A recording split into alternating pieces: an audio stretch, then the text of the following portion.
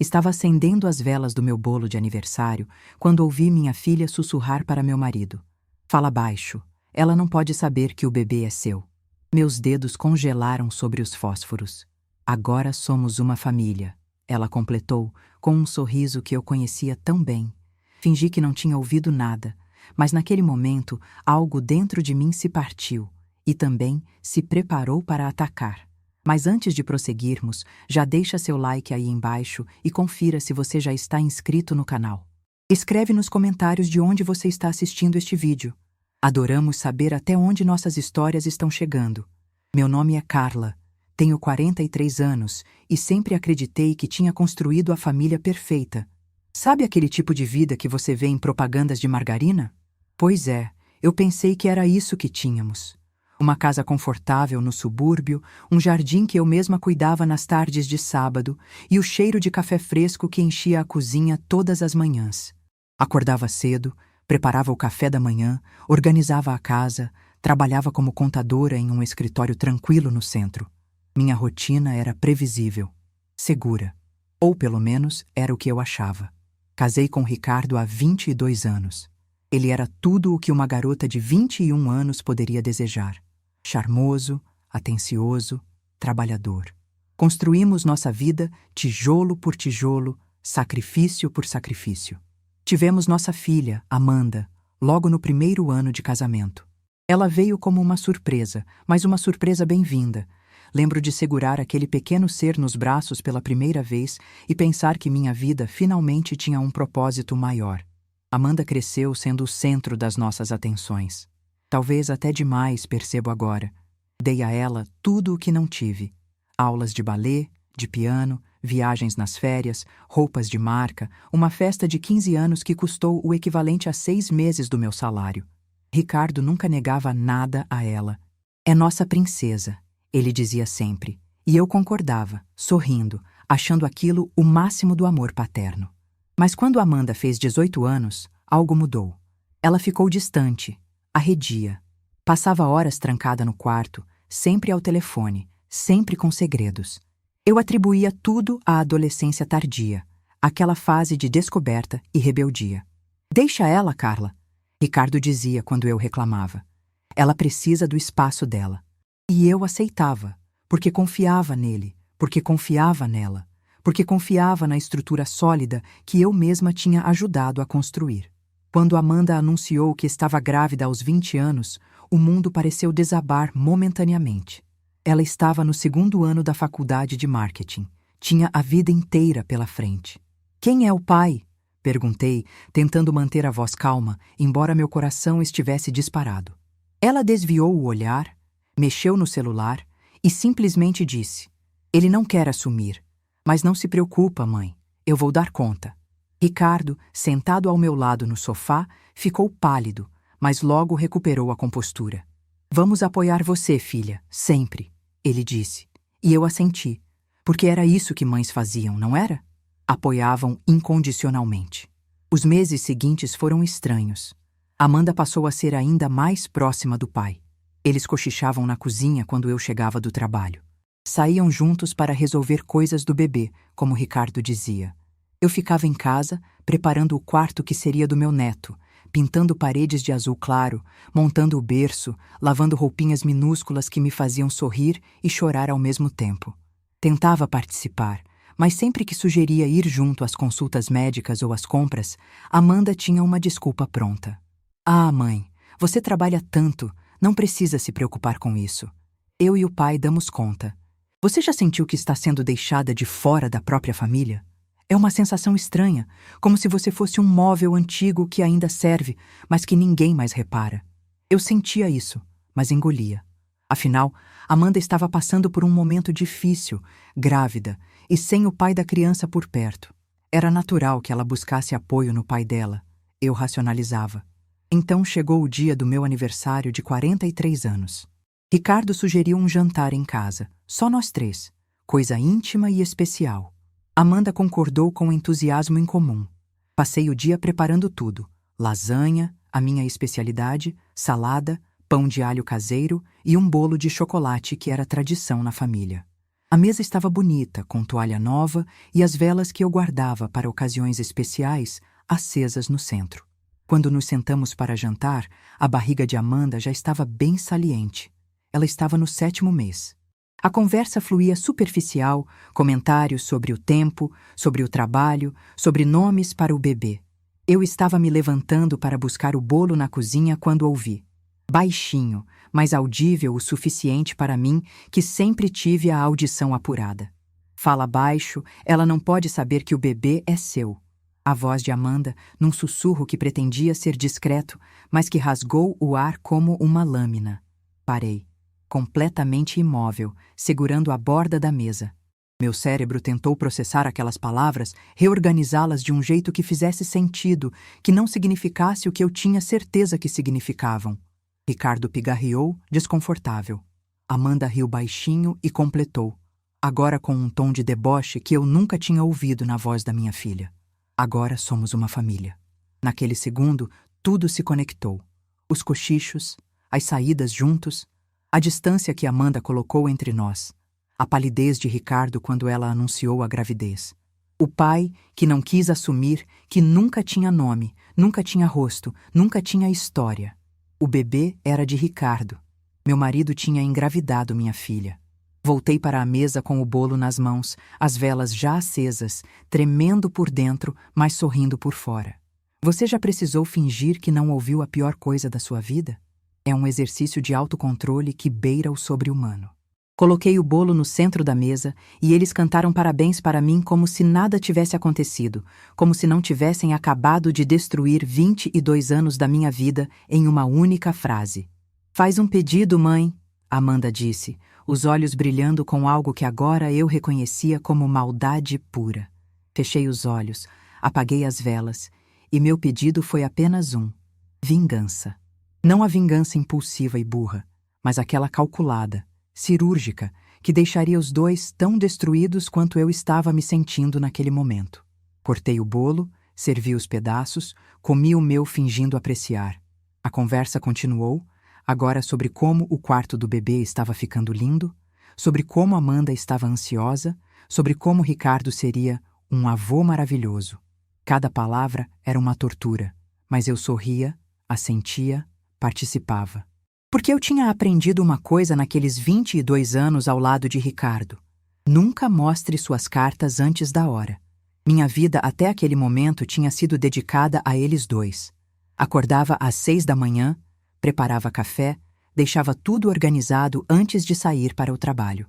Voltava à noite, cansada de lidar com números e planilhas o dia inteiro, mas ainda encontrava energia para preparar o jantar, lavar louça, dobrar roupa. Ricardo trabalhava como gerente comercial em uma empresa de autopeças. Ganhava bem, mas não tanto quanto eu. Meu salário como contadora sênior era superior, e era com ele que pagávamos a maior parte das contas da casa, incluindo a faculdade particular de Amanda. Mas eu nunca joguei isso na cara deles. Nunca fiz questão de mostrar que eu era o pilar financeiro da família. Porque eu achava que éramos um time, que estávamos construindo algo juntos. Que inocência patética, percebo agora. Enquanto eu trabalhava e sustentava, meu marido estava seduzindo minha própria filha. Quando foi que começou? Essa pergunta me atormentou durante toda a sobremesa. Amanda tinha 20 anos. O bebê nasceria em 2 meses. Então a gravidez tinha começado quando ela tinha 19. Comecei a revirar memórias, buscando sinais que eu tinha ignorado. Aquela viagem que Ricardo e Amanda fizeram juntos para o litoral, porque ela precisava relaxar antes das provas da faculdade. Eu tinha ficado trabalhando, tinha até incentivado a viagem. Às vezes que cheguei em casa e os dois estavam sentados muito próximos no sofá, se afastando rapidamente quando eu entrava. Eu havia interpretado como carinho paternal. Que idiota eu fui. Mãe, você está bem? Está meio calada, Amanda perguntou, a mão pousada na barriga enorme, a falsa preocupação na voz. Estou ótima, filha, só um pouco cansada, respondi. E era verdade. Eu estava exausta. Exausta de ser usada, de ser feita de idiota, de sustentar 2 pessoas que me traíam da forma mais vil possível. Quer que eu ajude a recolher a mesa? Ricardo ofereceu, já se levantando. Não precisa, amor. Vocês vão para a sala, eu cuido disso. Respondi, docemente, como sempre fiz. Eles foram, e eu os ouvi rindo baixinho sobre algo. Meu estômago revirou, mas eu mantive a expressão neutra enquanto empilhava os pratos e levava para a cozinha. Ali, sozinha entre a louça suja e o cheiro residual da comida, permiti-me um momento. Apoiei as mãos na pia, respirei fundo 3 vezes e então comecei a planejar. Eu era contadora, lidava com detalhes, com números, com precisão. Sabia que emoção não poderia comandar meus próximos passos. Precisava de provas, de um plano, de aliados. Nos dias seguintes comecei a observar, não de forma óbvia, mas com a atenção de quem finalmente tinha tirado a venda dos olhos. Ricardo chegava do trabalho e ia direto ver Amanda no quarto dela. Ficavam lá dentro por meia hora, às vezes mais, porta fechada. Estamos conversando sobre o bebê, ele dizia quando eu perguntava, casual. Ela está nervosa com o parto. Comecei a reparar na forma como ele olhava para ela. Não era olhar de pai, era outra coisa, algo que me revirava o estômago. A mão dele na barriga dela, demorando mais do que o necessário. Os sorrisos cúmplices. As mensagens no celular dele que ele escondia quando eu me aproximava. Uma tarde, cheguei mais cedo do trabalho. Eles não me ouviram entrar. Estava na cozinha, a voz de Ricardo vindo da sala. Quando o bebê nascer, vamos ter que ser mais cuidadosos. Ela não pode desconfiar. Você se preocupa demais com ela, Amanda respondeu, com um tom de desdém que nunca tinha usado para falar de mim. Ela não percebe nada mesmo. Está sempre ocupada demais com o trabalho dela. Fiquei parada no corredor, o coração batendo tão forte que pensei que eles poderiam ouvir. Então, pisei firme, propositalmente, e entrei na sala com um sorriso. Oi, consegui sair mais cedo hoje. Eles se afastaram rapidamente. Amanda levantou do sofá, onde estava praticamente colada ao pai. Que bom, mãe, ela disse, mas os olhos estavam irritados, não felizes. Naquela noite, enquanto Ricardo tomava banho, fiz algo que nunca tinha feito antes. Peguei o celular dele. Meus dedos tremiam enquanto tentava adivinhar a senha. Tentei a data de nascimento dele. Errado. A nossa data de aniversário de casamento. Errado. Então tentei a data de nascimento de Amanda. O celular desbloqueou. Meu coração quase parou. Fui direto às mensagens. Havia um contato salvo como A. Abri. A primeira mensagem que vi dizia: mal posso esperar para você estar nos meus braços de novo. Ela está viajando semana que vem, certo? Era de 3 meses atrás, da época em que fui a um congresso de contabilidade em São Paulo. Fiquei 5 dias fora. 5 dias durante os quais, aparentemente, meu marido e minha filha ficaram sozinhos em casa. Continuei rolando as mensagens, a náusea crescendo. Havia fotos dela, fotos íntimas, fotos que nenhum pai deveria ter da filha. Mensagens de amor, de desejo, planos para o futuro. Quando ela descobrir, vamos estar juntos mesmo assim, uma mensagem de Amanda dizia. Ela não vai ter escolha além de aceitar, Ricardo respondia. Ouvi a água do chuveiro parar. Rapidamente, apaguei meu rastro e coloquei o celular de volta na mesinha de cabeceira. Quando Ricardo saiu do banheiro, eu estava deitada, fingindo ler um livro. Cansada, amor? Ele perguntou, se deitando ao meu lado. Um pouco, respondi, sem olhar para ele porque não confiava na minha capacidade de esconder o nojo que sentia. Ele tentou me beijar. Virei o rosto. Estou com dor de cabeça.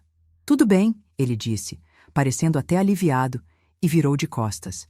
Em minutos, estava roncando. Eu fiquei acordada a noite inteira, olhando para o teto, planejando cada detalhe do que viria a seguir. No dia seguinte, comecei minha investigação silenciosa de verdade. Procurei na internet sobre leis, sobre divórcio, sobre partilha de bens. Nossa casa estava no meu nome, comprada com dinheiro da herança que recebi quando minha mãe faleceu. O carro também era meu. A conta bancária era conjunta, mas a maior parte do dinheiro vinha do meu salário. Eu tinha poder ali, só precisava saber como usá-lo. Também comecei a documentar tudo. Fotografei mensagens quando tinha oportunidade. Gravei conversas. Guardei comprovantes de todas as despesas que eu pagava sozinha. Estava construindo um caso, tijolo por tijolo, assim como tinha construído minha vida com aquele homem. Só que desta vez, eu estava construindo a destruição dele. Precisava de aliados, mas não podia confiar em qualquer um. Minha melhor amiga, Júlia, era advogada de família. Marquei um café com ela, algo que fazíamos regularmente, então não levantaria suspeitas. Sentamos em nossa cafeteria favorita, aquela com sofás de couro e cheiro de canela. E eu contei tudo. Júlia ficou pálida. Carla, você tem certeza absoluta disso? Mostrei a ela algumas das fotos que tinha tirado das mensagens. Vi quando o profissionalismo dela assumiu o controle, embora seus olhos estivessem marejados. Isso é abuso, Carla. Tecnicamente, quando começou, ela era maior de idade, mas ainda estava sob responsabilidade dele como pai. Há questões éticas e legais sérias aqui. Eu quero destruir os dois, falei, e minha voz saiu mais fria do que eu pretendia. Quero que ele perca tudo. E ela precisa entender o que fez. Júlia pegou minha mão. Vamos fazer isso direito. Você tem provas suficientes para um divórcio litigioso, onde ficará com tudo. Mas sobre Amanda, você tem certeza que quer ir por esse caminho? Ela é sua filha. Ela deixou de ser minha filha quando decidiu dormir com meu marido. Respondi. Júlia assentiu. Então pegou uma caneta e começou a fazer anotações. Vamos precisar de mais provas concretas. Teste de DNA assim que o bebê nascer. Mais evidências de comunicação entre eles. Se possível, uma confissão gravada. Passamos 2 horas planejando. Júlia me explicou sobre direitos, sobre como funcionaria o processo, sobre o tempo que levaria. Isso vai ser doroso, Carla. Você está pronta? Olhei pela janela da cafeteria, vendo pessoas normais vivendo vidas normais, e assenti. Mais do que pronta. Em casa, intensifiquei minha observação. Comecei a chegar de surpresa, a esquecer coisas propositalmente para ter desculpa de voltar. Uma manhã, inventei que tinha esquecido um documento importante e voltei 3 horas depois de sair. Encontrei Ricardo saindo do quarto de Amanda, ajeitando a camisa. O que você está fazendo aqui? Ele perguntou assustado. Esqueci um contrato. E você, o que está fazendo no quarto da Amanda a essa hora? Pensei que você estivesse no trabalho. Ela não estava se sentindo bem. Vim verificar. Ele respondeu rápido demais. Onde está ela agora? No banho. Subi as escadas, ignorando os protestos dele, e bati na porta do banheiro de Amanda. Filha, está tudo bem? Tô ótima, mãe. Só tomando um banho rápido. A voz dela estava absolutamente normal, sem nenhum sinal de mal-estar. Desci as escadas devagar, olhando fixamente para Ricardo. Ela parece bem para alguém que estava passando mal. Ele desviou o olhar. Deve ter melhorado rápido. Você não ia buscar um contrato? Já peguei, menti, e saí de casa. Mas não fui trabalhar. Fiquei estacionada na rua ao lado, observando. Meia hora depois, Ricardo saiu de casa, olhando para os lados nervosamente, antes de entrar no carro e sair. Voltei para casa. Amanda estava na cozinha, comendo torradas. Mãe, pensei que você tinha ido trabalhar. Esqueci outro documento. Menti de novo. Como você está? Seu pai disse que não estava se sentindo bem. Ela hesitou por uma fração de segundo. Ah, sim, estava com um pouco de enjoo, mas passou.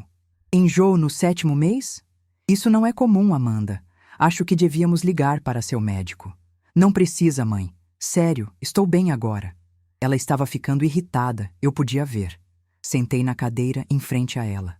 Filha, eu posso fazer uma pergunta? Claro. Quem é o pai do seu bebê? O silêncio que seguiu foi denso. Amanda parou de mastigar. Já te disse, mãe, ele não quer assumir. Mas quem é ele? Você nunca me contou. Nem o nome. Porque não importa. Ele não faz parte da nossa vida. Do nosso? Ou do seu, do bebê e do seu pai. Vi o momento exato em que ela entendeu que eu sabia algo.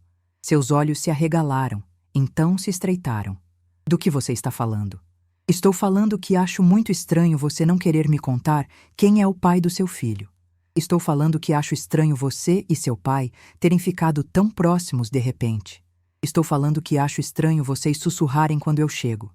Ah, você está sendo paranoica, ela disse, mas sua voz falhou. Estou sendo realista, Amanda. Me levantei, peguei minha bolsa e antes de sair, me virei para ela. Eu sei, filha, e logo todos vão saber. A expressão de pânico no rosto dela foi quase satisfatória. Quase. Precisava da prova definitiva, aquela que não deixaria margem para negações ou manipulações. Júlia me aconselhou a contratar um investigador particular, mas eu disse que conseguiria sozinha. Eu conhecia Ricardo há mais de 20 anos, sabia seus padrões, suas rotinas, seus esconderijos. Uma semana depois da minha conversa com Amanda, numa quinta-feira em que Ricardo disse que trabalharia até tarde, coloquei meu plano em prática. Esperei até às 8 da noite e mandei uma mensagem para ele. Júlia convidou para jantar fora. Vou chegar tarde. Beijos. A resposta veio em segundos. Ok, amor. Aproveite. Mas eu não saí de casa. Fiquei no meu carro, estacionada a 2 casas de distância, observando. Meia hora depois, Ricardo chegou. Ele olhou ao redor, aparentemente verificando se eu realmente tinha saído, e entrou. As luzes da sala se acenderam, depois as do quarto de Amanda. Esperei mais 1 hora, então entrei na casa silenciosamente pela porta dos fundos, aquela que rangia e que eu sabia exatamente como abrir sem fazer barulho. Subi as escadas descalça, meu coração batendo tão forte que pensei que fosse explodir. A porta do quarto de Amanda estava entreaberta. O que vi confirmou tudo, mas ainda assim foi como levar um soco no estômago. Eles estavam na cama dela, entrelaçados, a barriga enorme de Amanda entre os dois. Peguei meu celular e fotografei. 1, 2, 3 fotos. O clique baixinho do celular os alertou. Ricardo pulou da cama, completamente desnorteado. Carla, isso não é o que parece? Completei por ele, minha voz surpreendentemente calma. Porque parece que meu marido está na cama com minha filha grávida. Parece que vocês dois estão tendo um caso. Parece que o bebê na barriga dela é seu. É isso que parece, Ricardo. E é exatamente o que é. Amanda se cobriu com um lençol, mas não havia nem vergonha nem arrependimento em seus olhos. Havia raiva. Você não tinha direito de entrar aqui sem bater. Eu não tinha direito? Minha voz finalmente subiu. Essa é minha casa, Amanda. Comprada com meu dinheiro, com a herança da minha mãe. E você ousa me falar sobre direitos enquanto está na cama com meu marido, o homem que deveria ser seu pai? Ele me ama de verdade. Ela cuspiu as palavras. Mais do que nunca amou você. Você sempre foi fria, sempre mais preocupada com o trabalho do que com a gente. Eu sustentei vocês 2 por anos, gritei de volta. Paguei sua faculdade, suas roupas, suas viagens. Trabalhei até tarde todos os dias para que vocês pudessem ter tudo. Ricardo finalmente tentou intervir, colocando as calças. Carla, deixa eu explicar. Explicar o quê? Que você seduzir sua própria filha? Que você engravidou ela? Que vocês dois me fizeram de idiota durante meses? Minhas mãos tremiam, mas era de raiva, não de dor. A dor viria depois, eu sabia. Agora era só a fúria. Não foi assim, ele começou, mas eu o cortei. Não me importa como foi, só me importa que acabou. Vocês dois têm até amanhã para sair da minha casa. Você não pode fazer isso, Amanda gritou. Eu estou grávida. E daí? Vai morar com o pai do seu filho, que aparentemente também é seu pai. Que família linda. Saí do quarto antes que pudessem responder, antes que eu fizesse algo que me arrependeria. Desci as escadas, peguei minhas chaves e dirigi até um hotel. Precisava sair daquela casa, daquele ambiente contaminado por tantas mentiras. No hotel, deitada numa cama que não era minha, permiti que as lágrimas finalmente viessem. Chorei pela família que eu pensei ter. Chorei pela filha que criei e que me apunhalou pelas costas. Chorei pelo casamento que acabou da forma mais sórdida possível. Mas quando o sol nasceu, eu já não tinha mais lágrimas. Tinha apenas determinação. Parte 6. Conspiração ou armadilha. Na manhã seguinte, voltei para casa às 7, hora em que sabia que ambos estariam acordados. Eles estavam na cozinha e, pelo jeito das olheiras, não tinham dormido. Precisamos conversar. Ricardo começou assim que me viu. Não há nada para conversar, respondi, servindo café para mim mesma. Já liguei para minha advogada. O processo de divórcio será iniciado hoje. Carla, por favor. Ele se aproximou, mas eu dei um passo atrás. Não encoste em mim. Nunca mais. Amanda estava encostada no balcão, os braços cruzados sobre a barriga. Você está exagerando, mãe. Isso é uma coisa entre adultos. Adultos? Ri, um som sem humor. Você tem 20 anos, Amanda, e ele tem 45. Ele é seu pai. Pai biológico, ela corrigiu, e aquilo me deixou ainda mais furiosa. Ele não foi meu pai de verdade há muito tempo. Ele foi meu amante, meu companheiro. E agora é o pai do meu filho. Vocês são nojentos, falei, minha voz baixa, mas carregada de desprezo. E eu vou me certificar de que todo mundo saiba exatamente o que vocês são. Isso os assustou. Você não vai fazer isso, Ricardo disse, mas havia incerteza em sua voz. Vou sim. Vou contar para sua família, para meus amigos, para seus colegas de trabalho. Vou me certificar de que vocês carreguem a vergonha do que fizeram. Se você fizer isso, vai destruir a Amanda também, ele argumentou. Ela está grávida. Carrega seu neto. Esse bebê não é meu neto, respondi. É produto de um incesto, e vocês vão ter que lidar com as consequências disso. Terminei meu café e subi para pegar algumas roupas. Iria ficar no hotel até que a situação legal se resolvesse. Mas quando voltei à cozinha, eles estavam sussurrando novamente. Parei no corredor, escondida, ouvindo. Ela não pode fazer isso. Vamos perder tudo, Amanda dizia, voz ansiosa. Eu sei. Precisamos de um plano, Ricardo respondia. Que tal tentarmos provar que ela está mentalmente instável? Podemos dizer que ela está tendo um surto, que está inventando coisas. Meu sangue gelou. Eles iriam tentar me pintar como louca para ficarem com minha casa, com meu dinheiro. Pode funcionar? Amanda concordou. Ela tem ficado estranha mesmo. Podemos dizer que notamos sinais há semanas. Meu médico pode testemunhar que ela não foi em nenhuma consulta, que parecia desinteressada na gravidez. Porque eu estava sendo excluída? Quis gritar, mas me contive. Precisava dessa informação. Precisava saber até onde eles iriam. Vamos ligar para meu advogado, Ricardo decidiu. Vamos nos antecipar a ela. Se entrarmos com uma ação primeiro, alegando que ela está tendo problemas mentais e representa risco, podemos ganhar tempo e talvez até custódia da casa até as coisas se resolverem. Ouvi passos se aproximando e saí rapidamente pela porta da frente, fingindo que tinha acabado de entrar. Esqueci minha carteira, anunciei alto, pegando-a da mesinha da entrada. Eles apareceram na sala, expressões neutras demais para serem genuínas. Já vai? Ricardo perguntou. Tenho muito a resolver, respondi, os olhando nos olhos, um por vez. Mas não se preocupem, logo tudo estará resolvido. No carro, imediatamente liguei para Júlia e contei sobre o plano deles. Filhos da mãe, ela xingou, algo raro para ela. Mas isso é bom para nós. Mostra premeditação. Estou indo entrar com o pedido de divórcio agora mesmo e vou incluir uma medida protetiva. Ricardo terá que sair da casa imediatamente e vou requerer que Amanda também saia, já que ela é maior de idade e não há obrigação legal de você sustentá-la. E o plano deles de me declarar louca? Não vai funcionar. Você está empregada, funcional, não tem histórico de problemas mentais. E mais importante, você tem provas do que eles fizeram. Fotos, mensagens, tudo. Se tentarem seguir por esse caminho, vai apenas piorar a situação deles. Nos dias seguintes, foi guerra.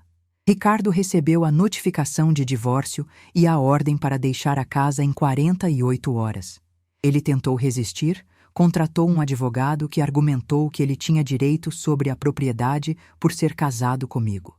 Mas Júlia apresentou toda a documentação provando que a casa era minha antes do casamento, herança materna, sem nenhuma participação financeira dele.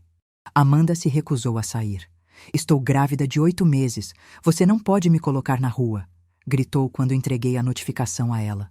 Pode ir morar com seu pai. Ou melhor, com o pai do seu filho, que também é seu pai. Tenho certeza que vocês vão encontrar um jeito. Respondi, minha voz dura como pedra. Ela tentou me manipular, chorou. Disse que o bebê precisava de mim, que eu era a única avó que ele teria. Você deveria ter pensado nisso antes de dormir com meu marido, foi tudo que consegui dizer. Porque era verdade. Cada escolha tem uma consequência, e eles estavam apenas começando a pagar pelas deles. Ricardo tentou uma abordagem diferente. Me ligou, voz embargada, dizendo que tinha sido um erro, que Amanda o tinha seduzido, que ele estava confuso. Ela tem 20 anos, Ricardo. 20. E você tem 45. Mesmo que ela tivesse se jogado nos seus braços, o que eu duvido, você tinha a obrigação de dizer não. Você era o adulto, o pai, o responsável. Desliguei na cara dele. A família dele começou a me ligar. A mãe dele, com quem eu sempre tive um bom relacionamento, chorava ao telefone. Carla, por favor, deve haver um mal-entendido. Meu filho não faria isso. Contei tudo a ela, sem poupar detalhes. O silêncio que seguiu foi longo. Deus do céu! Ela finalmente sussurrou. Eu não sei o que dizer. Não precisa dizer nada. Só precisava que você soubesse a verdade. Meus pais eram falecidos, mas tinham uma irmã em outro estado. Ela voou até mim assim que contei o que estava acontecendo. Carla, isso é surreal. Amanda sempre foi tão doce, ela disse, chocada. Pensávamos que conhecíamos as pessoas, respondi. Mas elas nos surpreendem. Sempre. A data do parto de Amanda se aproximava, e parte de mim, uma parte pequena e teimosa, ainda se preocupava. Afinal, complicações podiam acontecer. Mas então lembrava das palavras dela no meu aniversário, do deboche, da crueldade, e meu coração se endurecia novamente. O confronto final aconteceu 3 semanas depois, num domingo. Eu tinha sido convidada para o aniversário de 60 anos de Dona Marta, minha ex-sogra. Inicialmente recusei, mas ela insistiu. Por favor, Carla, você fez parte desta família por mais de 20 anos. Independente do que meu filho fez, eu ainda te considero família. Aceitei, mas com um propósito. Era hora de todos saberem a verdade. Cheguei à festa arrumada, maquiada, confiante. A casa de Dona Marta estava cheia. Tinha uns 40 convidados, entre familiares e amigos próximos. Ricardo estava lá, desconfortável, evitando meu olhar. Amanda também, a barriga enorme fazendo com que todos a cercassem com atenção e cuidados. Como está a vovó Coruja? Uma tia de Ricardo me perguntou sorrindo. Deve estar tão ansiosa para o bebê chegar? Sorri de volta, amargo. Na verdade, não considero esse bebê meu neto. O sorriso dela vacilou. Como assim? É filho da Amanda, não é? É filho da Amanda. Confirmei, alto o suficiente para alguns ao redor ouvirem e virarem. Mas não é meu neto. É meu... O que seria? Enteado? Cunhado? Qual o termo correto quando seu marido engravida sua filha? O silêncio se espalhou pela sala como uma onda. Todas as conversas pararam. Todos os olhos se voltaram para mim. Depois para Ricardo. Depois para Amanda. Carla, não! Ricardo começou, voz baixa, ameaçadora. Não aqui. Por que não aqui? Perguntei. Minha voz calma, mas cortante. Essas pessoas merecem saber que tipo de homem você é. Que tipo de pai você é. Você está louca. Amanda praticamente cuspiu as palavras, mas seus olhos estavam arregalados de pânico. Estou lúcida pela primeira vez em meses, respondi. Me virei para Dona Marta, que estava pálida, uma mão no peito. Sinto muito você descobrir assim, mas seu filho e sua neta estão tendo um caso há pelo menos 1 ano. O bebê que ela está esperando é dele. Isso é mentira, Ricardo gritou, avançando em minha direção, mas 2 primos dele o seguraram. Ela está inventando isso porque está com raiva do divórcio. Não estou inventando. Peguei meu celular e abri as fotos que tinha tirado, aquelas da noite em que os peguei na cama. Passei o celular para Dona Marta. E tenho mais. Mensagens, fotos, tudo. Dona Marta olhou a tela e seu rosto perdeu toda a cor. O celular caiu de sua mão. Meu Deus! Ricardo, como você pôde? Mãe, ela tirou isso de contexto. Ele tentou, mas sua voz estava desesperada. A gente estava só. Ela não entende. Não entende o quê? Uma das tias gritou, pegando o celular do chão e olhando. Sua expressão passou de confusão para horror. Ricardo, isso é sua filha, na cama com você. O celular foi passando de mão em mão e a cada pessoa que olhava, ouvia-se um grito abafado, uma exclamação de nojo, um xingamento. Amanda começou a chorar, mas não eram lágrimas de arrependimento. Eram de raiva. Vocês não entendem, ela gritou. Ninguém entende. Nós nos amamos. Isso não é errado se é amor de verdade. É sua filha, alguém gritou de volta. Ele é seu pai. Como isso não é errado? Ele nunca foi meu pai de verdade. Amanda contra-atacou. E aquilo, mais do que qualquer outra coisa, partiu algo em mim. porque era mentira. Ricardo tinha sido pai dela. Tinha ido a reuniões escolares, a apresentações de balé, tinha ensinado ela a andar de bicicleta. Ele tinha sido pai e depois escolheu ser outra coisa, algo pervertido e destrutivo. Vocês dois saiam da minha casa, Dona Marta disse, voz tremendo, mas firme. Agora. Mãe, por favor, Ricardo implorou. Não, não me chame de mãe. Eu não criei você para isso. Eu não... Meu Deus, eu não acredito que você fez isso. Ela começou a chorar e várias pessoas correram para ampará-la. Ricardo e Amanda foram praticamente expulsos da festa. Ouvi os xingamentos que receberam ao sair, as palavras de repúdio, o desprezo absoluto. Fiquei lá, no meio da sala, tremendo, mas de pé. Várias pessoas vieram me abraçar, me apoiar, me dizer que sentiam muito. Você foi muito corajosa, Dona Marta me disse depois, segurando minhas mãos. Sinto muito pelo meu filho. Sinto muito pela Amanda. Eles falharam com você de todas as formas possíveis. Obrigada. Foi tudo o que consegui dizer. Saí daquela festa sabendo que tinha feito a coisa certa, que a verdade, por mais dolorosa que fosse, precisava ser exposta. Porque segredos assim apodrecem tudo ao redor, e eu me recusava a apodrecer junto com eles. O bebê nasceu 1 semana depois da festa. Um menino, saudável. Recebi a notícia por mensagem de uma prima de Ricardo, que achava que eu gostaria de saber. Não senti nada, nem alegria, nem tristeza. Apenas um vazio onde antes havia expectativa de ser avó. 2 dias após o nascimento, Amanda apareceu na minha porta. Estava pálida, com olheiras profundas, segurando o bebê no colo. Mãe, precisamos conversar. Não somos mais mãe e filha, respondi, mas deixei ela entrar. Afinal, o bebê não tinha culpa de nada.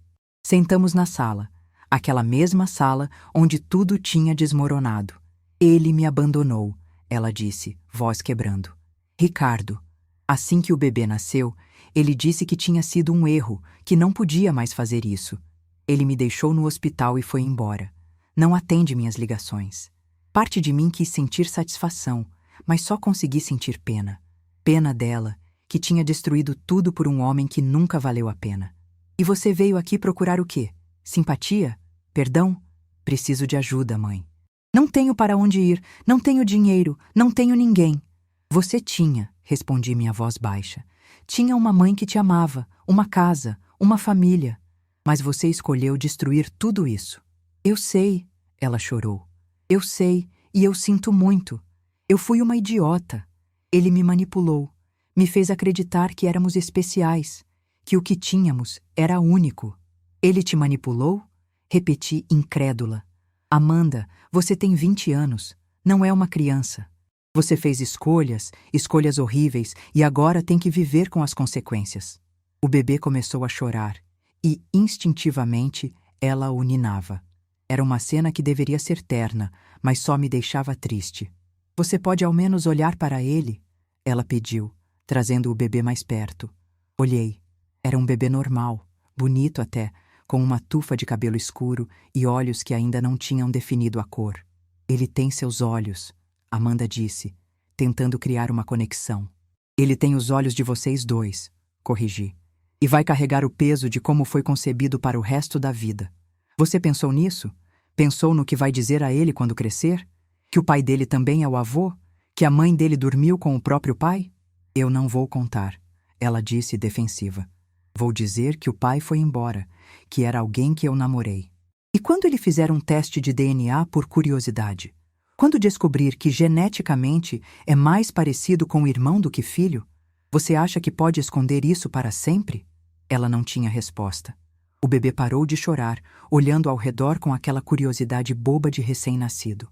Eu posso te dar 2 meses, falei finalmente. 2 meses para você encontrar um emprego, juntar dinheiro e sair. Pode ficar no quarto de hóspedes, mas com condições. Você cuida do bebê sozinha, não espera que eu faça papel de avó, e no final dos 2 meses, você sai, sem discussão. Obrigada, mãe. Ela chorou, aliviada. Não me agradeça, e não me chame de mãe. Faço isso porque, diferente de você e de Ricardo, eu ainda tenho decência. Mas isso não muda nada do que aconteceu. Não muda que você me traiu da pior forma possível. Os 2 meses foram estranhos. Amanda cuidava do bebê. Mateus, ela o nomeou, e eu mantinha distância. Voltava do trabalho, jantava sozinha no meu quarto, saía cedo. Era como viver com estranhos na própria casa. Às vezes eu ouvia ela chorando à noite e uma parte minúscula de mim queria consolá-la. Mas a parte maior, a parte ferida, apenas fechava a porta e colocava fones de ouvido. Ricardo tentou me procurar várias vezes. Ligações, mensagens, até apareceu no meu trabalho uma vez. Pedi que seguranças o retirassem. O divórcio foi finalizado.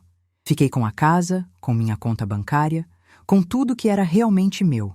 Ele não lutou muito, acho que sabia que não tinha perna para ficar.